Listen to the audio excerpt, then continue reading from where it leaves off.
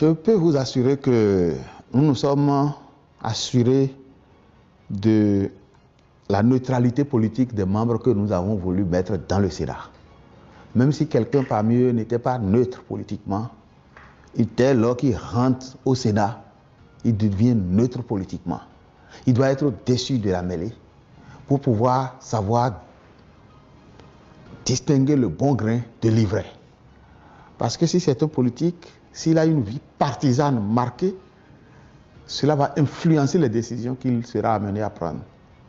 Et pour ce faire, on a voulu vraiment que ce soit des personnalités d'un certain niveau qui soient membres de ce Sénat. Et donc, si ce Sénat prend des décisions, un Sénat où on retrouve tous les anciens présidents de la République qui n'ont pas été du même bord, qui, à la rigueur, se sont combattus politiquement, où on retrouvera tous les anciens présidents de cours constitutionnels qui ont pris des décisions éminemment politiques par le passé. Un Sénat où on va retrouver les anciens présidents de l'Assemblée nationale qui ont géré ce haut lieu de la politique, ce haut temple de la politique qu'est l'Assemblée nationale, avec les autres personnalités, les hauts gradés qui ont dirigé notre armée et tout le reste. Je pense qu'on peut s'assurer que ce sera un organe dont les décisions seront vraiment marquées d'un sceau de neutralité. Et donc, si un citoyen en vient à être sanctionné par un tel organe, on n'a pas de doute à avoir qu'il mérite bien d'être sanctionné.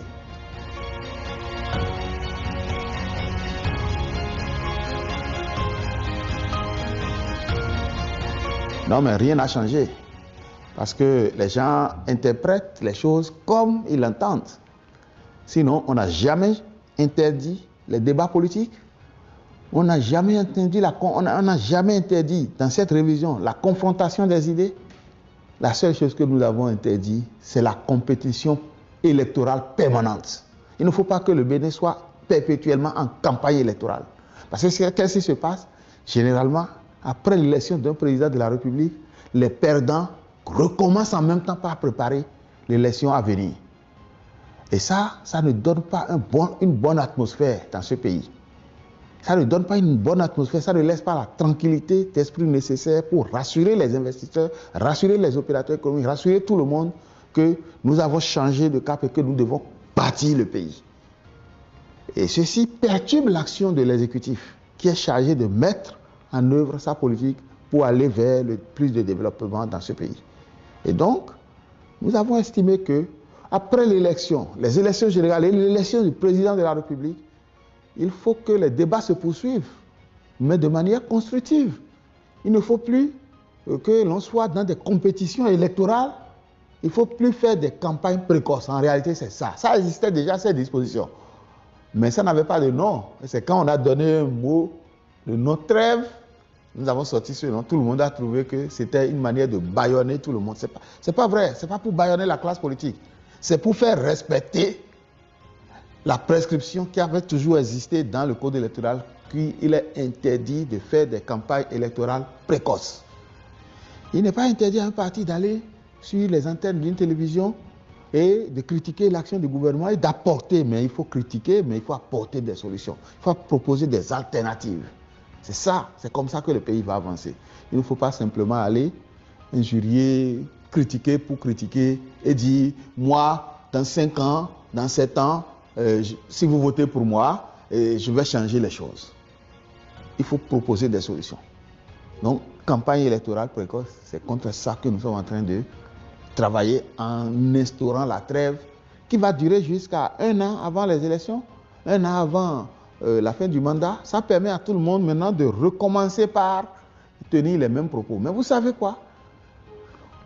Il ne sera pas accepté que pendant qu'on vient à peine d'élire un président, que les gens recommencent par faire des marches pour dire dégage, dégage, dégage, alors qu'on sait bien que c'est le peuple qui vient de donner mandat au président pour le diriger.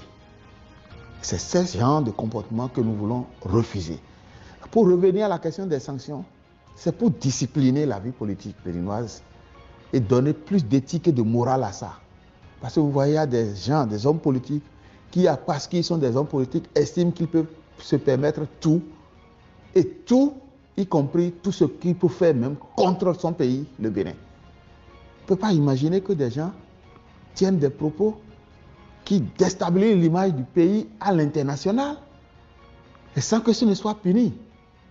Il faut que ce Sénat-là puisse permettre, puisse arriver à même enlever des droits politiques à ces citoyens qui se comportent de cette manière, qui soutiennent d'autres pays contre le leur et qui fomentent des choses, des mensonges pour inventer des informations qui n'existent pas. Lorsqu'on dit par exemple que le Bénin a entassé des troupes françaises le long des frontières de ces pays voisins. Ça, c'est des propos qu'il faut pouvoir interdire prochainement. Si les gens tiennent à les tenir ces propos, ils peuvent être sanctionnés par le Sénat.